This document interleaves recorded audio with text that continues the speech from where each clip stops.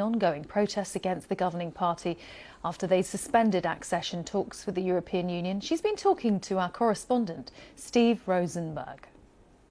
Your mandate ends, or was due to end, was due to end at the end of December, right? But you said today that I remain your president. So what do you mean by that?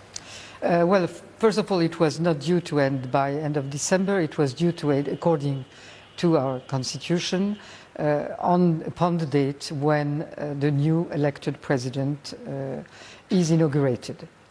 Well, the situation is the following. The elections were rigged, were not free and fair.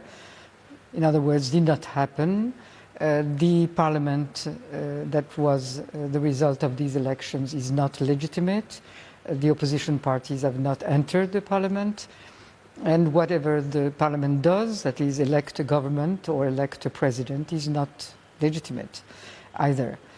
So I am president because I've been elected by the people, and I'm president until the time when is inaugurated a president that is legitimately elected by a legitimately elected parliament. So you're staying on as president? I'm staying on as president. As far as you're concerned? Yes. Okay. So what if Georgian Because Dream... this country needs stability. Everything is falling apart. This state, under the ruling of Georgian Dream, has lost all its institutions. There is not a single independent institution left in the country except for the presidency.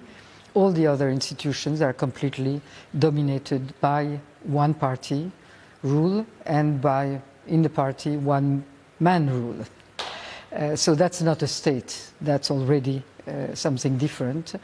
And what we're seeing today is really the civil society taking over, because the state is falling apart, but the civil society is very vibrant, not only on the streets with the protests that are ongoing and that are developing since the non-legitimate Prime Minister has decided to call an end or suspension, but we all know what it means, of the European pass. So the people are out on the streets and will be out on the streets. There are more and more every day that come out. But more important and much more unusual in a country like that, we're seeing now people resigning from the civil service in the different ministries, in the different institutions. The central bank, for instance, where 170 people have left protesting. Ministries, the port of Poti, all the cities have spontaneous demonstrations, which also is very new in Georgia. It was usually always Tbilisi that was the center of any form of protest. The political parties have not entered the parliament and will not enter the parliament. So we are in this deep, deep crisis of the state, and we need more than anything stability.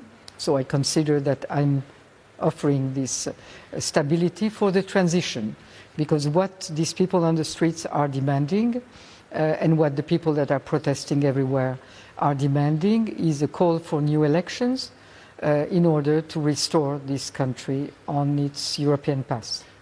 So what if Georgian Dream ignores this, ignores you as president? And what if we ignore them? Can you ignore them? Sure. I think that's what these people are doing on the streets, despite violent actions and use of force against them. You've seen, maybe if you have walked on the streets, you've seen the demonstration of force, but that is not really changing in anything their determination. And again, I think that more important even is this really emergence of a civil society that says its word. That was never the case. It was always here on the streets that things were decided, and that's much more important when you don't have a diplomatic corps to obey your instructions, when in the different... And the business today also has come out with public statements of protest and declarations to keep the European orientation of this country, and even, which is even more surprising, different members of the Georgian church now have stated their voice for supporting the European future of Georgia. So will you be staying in the presidential palace? Will you be barricading yourself into the palace? What will happen? No, I don't like these forms of demonstrative. What is important, and that's what I've announced today to the people, that I will be staying. I will be staying with around me a national form of council that will help me, political parties and civil society, to have this political part of the protest, because I'm not leading the protests on the street, which is very spontaneous. We need stability and we need to prepare elections. And very important in that regard is the resolution of the European Parliament that is also calling for new elections, will be the decision of the next European Council on mid-December, and the mission, the technical mission that they are sending to Georgia, that will be the one to help us review the conditions of the next elections so that we have free and fair elections finally. So it has to be a transition as short as possible to go to next elections, and as stable as possible. Do you fear for your safety? I mean, do you think you could be arrested? I think that I'm defended by the people that are there on the streets, so I don't think so. I think that today the ruling party is very isolated, and it will be more and more so. What is important for us all, and I hope that they will come to terms with that, is that we move towards a stable transition to new elections that will not put them out of power completely. They will remain in as much as free and fair elections will give them seats in the parliaments.